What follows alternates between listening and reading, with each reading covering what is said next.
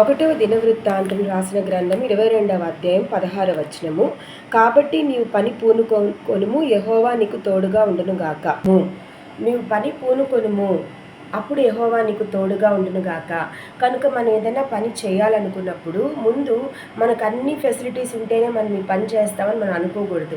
మన దగ్గర ఏదైతే ఉందో, దేవుడు ఏదైతే మనకి ఇచ్చిన్నాడో ఆ కొద్ది దాంట్లోనే మనం ముందు పని ప్రారంభించాలి. ఆ పని ప్రారంభించిన తరువాత దేవుని యొక్క సహాయమును మనం అడగాలి. అప్పుడు దేవుడు మనము కొద్దిలోనే మనం ఎప్పుడైతే ప్రారంభించామో ఆ పని, దేవుడు మన యొక్క విశ్వాసమును, దేవుని మీద మనకున్న నమ్మకమును, మనం పడే కష్టాన్ని చూసి ఆ పనిలోనే మనకి మంచి ప్రతిఫలం ఇస్తాడు. మంచిగా దాంట్లో అభివృద్ధి కూడా పొందేటట్టు చేస్తాడనమాట. ఒకసారి మనం మోషే గారి జీవిత కథ చూసినప్పుడు ఆయన చేతిలో ఏముంది, ఒక కర్ర మాత్రమే ఉండింది కదా. మరి ఆ కర్రతో దేవుడు చెప్పినప్పుడు ఆయన దేవుని మారు మాట లాడకుండా, అంటే దేవుణ్ణి ప్రశ్నించకుండా దేవుడు ఏం చెప్తే అది ఆ కర్రతో చేశాడు. ఈ కర్రతో ఇది చేయగలనా, సముద్రంను పాయలుగా చీల్చగలనా, లేకపోతే దేవుడు చెప్పిన అద్భుతాలు ఈ కర్రతో నేను చేయగలనా అని ఆయన అవిశ్వాసం చూపలేదు.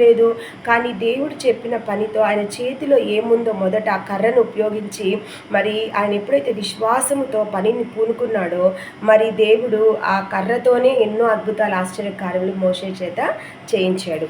అలాగే మనం చూసుకున్నప్పుడు 2వ రాజుల గ్రంథము 4వ అధ్యాయంలో చూసినప్పుడు ఈ మన ఎలీషా కథ కూడా తెలుసు. ఒక విధవరాలు, మరి ఆమె భర్త చనిపోయిన తర్వాత అప్పులు వాళ్ళు వచ్చి మరి ఆమెకున్న 2 కుమారులను కూడా బానిస జీవితానికి తీసుకొని వెళ్ళిపోవాలని ఆమె మీదకి వచ్చినప్పుడు ఆమె ఎలీషా గారిని ఆశ్రయిస్తుంది. అప్పుడు ఆ సంభాషణ మనం చూసుకున్నప్పుడు 3వ వచనములో, అతడు నీవు బయటికి పోయి నీ ఇరుగు పొరుగు వారందరి యొక్క దొరకగలిగిన వట్టి పాత్రలన్నిటినీ ఎరువు పుచ్చుకొనుము. అప్పుడు నీవు నీ ఇంటిలోకి వచ్చి నీవు నీ కుమారుడు లోపల నుండి తలుపు మూసి ఆ పాత్రలన్నింటిలో నూనె పోసి నిండినది ఒక తట్టును ఉంచమని ఆమెతో సెలవీయగా, ఆమె అతని యొద్ద నుండి పోయి తాను కుమారుడు లోపల నుండి తలుపు మూసి కుమారుడు తెచ్చిన పాత్రలు నూనె పోసాను. ఇంకా కొంచెం ముందు చదివితే 2వ వచనంలో చూస్తే, ఎలీషా నా వల్ల నీకేమి కావాలో, నీ ఇంటిలో ఏమి ఉన్నదో అది నాకు తెలియజెప్పమనెను. అందుకు ఆమె, నీ దాసురాలైన నా ఇంటిలో నూనె కుండ ఒకటి ఉన్నది, అది తప్ప మరి ఏమీ లేదనెను. కనుక ఈ విధవరాలి ఇంట్లో ఏముందంటే నూనె కొండ మాత్రమే ఉండింది. అంత తప్పించి ఇంకా ఆమె దగ్గర ఏమీ లేదనమాట. కాబట్టి దానితోనే దేవుడు ప్రవక్త ద్వారా ఆమెకి అద్భుతాలు చేస్తాడు. కానీ అక్కడ ఆమె యొక్క విశ్వాసం కూడా మనం అక్కడ గొప్పది.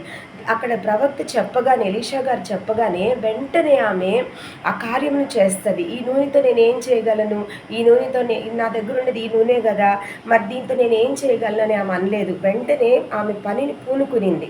ఎప్పుడైతే పనిని పూనుకొని అక్కడ ప్రవక్త చెప్పినట్టు దేవుడు తన ప్రవక్త చేత ఏమైతే చెప్పించాడో మరి ఆమె విశ్వాసంతో నమ్మి విన్నప్పుడు ఆమె ఆఖరికి ఏమవుతుందంటే ఆ నూనె ద్వారానే ఆమె అప్పులన్నీ కూడా తీరిపోయి మరి ఆమె కుమారులు మరి యజమానుల దగ్గరికి వాళ్ళ యజమానులు వచ్చి పట్టుకొని పోవడం అవి ఏమీ జరగకుండా ఆమె విడుదల పొందుతుంది. మరి అదే ఆమె సంపాదన కూడా, అంటే ఆమె యొక్క వ్యాపారం లాగా అది అయిపోతుంది. దాని ద్వారా ఆమె అభివృద్ధి చెందుతుంది. అలాగే మనం సారేపతి విధవరాలు కూడా తెలుసు కదా, కథ తెలుసు. మరి ఏలియా గారు వెళ్ళి చెప్పినప్పుడు మరి రొట్టె చేసి అప్పం చేసి మనం చెప్పినప్పుడు విశ్వాసముతో ఆమె నమ్మకంతో పని పూనుకొని చేస్తుంది. అప్పుడు ఏమవుతుంది, ఆ కరువులో ఆమెకి ఎప్పుడు కూడా ఇంకా ఆ నూనె తరిగిపోలేదు, మరి పిండి కూడా అయిపోలేదన్నమాట. ఆమె దగ్గర ఆ పిండి రొట్టె చేసుకోవడానికి మరి నూనె అన్నీ సమృద్ధిగా ఉండిపోయాయి ప్రవక్తకి ఆమె ఇచ్చినందుకు ఆహారమును. కాబట్టి ఏదైనా మనము పని ముందు పూనుకోవాలి. ఆ తర్వాత దేవుడే ఆ పనిలో మనం దీవించి అభివృద్ధి పరుస్తారు. కాబట్టి ఇవన్నీ మనం చూసుకున్నప్పుడు మనకేమనిపిస్తుంది, ఏదైనా కూడా ఇంకా మనం దావీదు గారిని చూసినప్పుడు కూడా తన దగ్గర ఏముండింది, ఒక రాయి మాత్రమే.